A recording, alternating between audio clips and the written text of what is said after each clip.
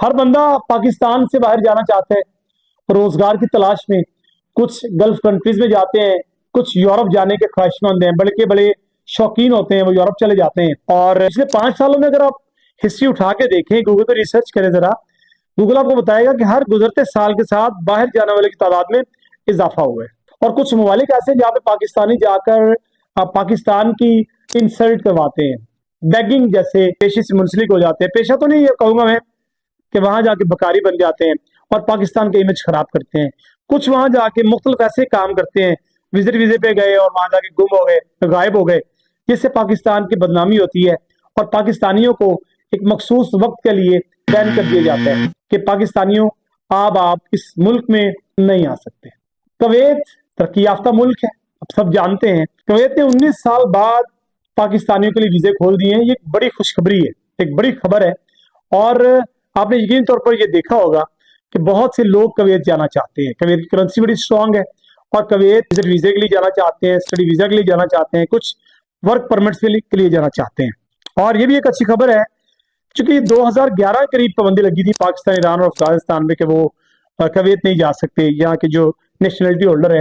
لیکن اب کویت نے نہ صرف یہ اناؤنس کیا کہ اپنے ویزے کھولیں, بلکہ 1200 کے قریب جو نرسنگ کے ڈپارٹمنٹ سے منسلک لوگ ہیں ان کو کویت لے کے جائیں گے پاکستان سے, کہ ہیلتھ ڈپارٹمنٹ میں بہت زیادہ ضرورت ہے کویت کو ان لوگوں کی. 1200 کے قریب لوگ جا رہے ہیں.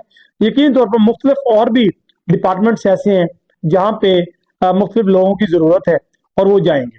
اب کرنا کیا ہے, یہ ہوگا کیسے, جائیں گے کیسے؟ جیسے کہ سب سے امپورٹنٹ اور آسان جو طریقہ ہوتا ہے اسٹڈی ویزے کے لیے, کویت میں جائیں, پڑھیں. وزٹ ویزے کے لیے بہت آسان ہے, وہاں پہ جائیں, اپنی جاب ڈھونڈیں. اور خدا کے لیے ورک کے لیے جائیں, آپ وزٹ کے لیے جائیں, اسٹڈی کے لیے جائیں, کسی کام کے لیے بھی جائیں. آپ ان کنسلٹنٹ سے ہوشیار رہیے, وہ جو کنسلٹنٹ اپنا بزنس چمکانے کے لیے کویت کویت کویت کر رہے ہیں کہ 19 سال بعد کھلا ہے تو آ جاؤ بھائی آنکھیں بند کر کے, ایسا نہیں ہے. آپ کو سب سے پہلے ان کی آفیشیل ویب سائٹ پہ جانا ہے, ان کی آفیشیل ویب سائٹ پہ جائیں. وہاں پہ ظاہر سی بات ہے اوورسیز کی ایک ویب سائٹ ہے, وہاں پہ جا کے آپ اپنے مطلوبہ جو ریکوائرمنٹس آپ کی ہے اس کو اسٹڈیز کریں.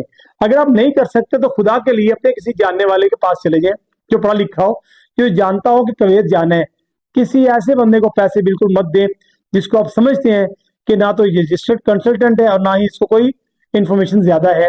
محتاط رہیں. جیسے ہی یہ کویت نے اناؤنس کیا فراڈ بڑھتا چلا جا رہا ہے. ہر بندہ پاکستان سے باہر جانا چاہتا ہے, وہ کسی ملک بھی ہو. اگر کویت نے اعلان کیا ہے تو کویت کی کرنسی کو دیکھتے ہوئے بہت سے لوگ کویت جانے کے لیے تیار ہو گئے ہیں, کمر کس لی ہے انہوں نے. لیکن میں پھر کہوں گا کہ آپ کسی ڈپارٹمنٹ میں بھی جائیں, سپوز کسی آپ وزٹ ویزا کے لیے جائیں, ورک ویزا کے لیے جائیں, ایک بات ذہن میں رکھیے گا کہ آپ وہاں جا کے کوئی انلیگل ایکٹیویٹی مت کریں. یہ میرا میسج ہے ان تمام لوگوں خدا کے لیے. اچھا یہ میں بتاتا چلوں, انلیگل ایکٹیویٹی کریں گے, آپ سمجھتے ہیں کہ آپ کے پیچھے آنے والے پاکستانیوں کو مسئلہ ہوگا؟ نہیں نہیں نہیں, ان کو تو جو ہوگا ہوگا. آپ غلط طریقے سے باہر جا رہے ہیں, آپ غلط طریقے سے کبھی بھی سکسیسفل نہیں ہو سکتے.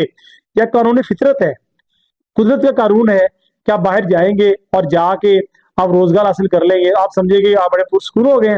ایسا نہیں ہے. آپ غلط طریقے سے باہر جائیں گے یا غلط کام جا کے باہر کریں گے تو ڈیفینیٹلی اس کا خمیازہ آپ کو بھگتنا پڑے گا. کچھ لوگ کہتے ہیں کہ مرنے کے بعد یہ سزائیں ملتی ہیں. میرا ایمان ہے کہ اگر آپ نے کچھ غلط اس دنیا میں کیا ہے تو اس کی سزا اس دنیا میں بھی آپ کو ملے گی. Thank you.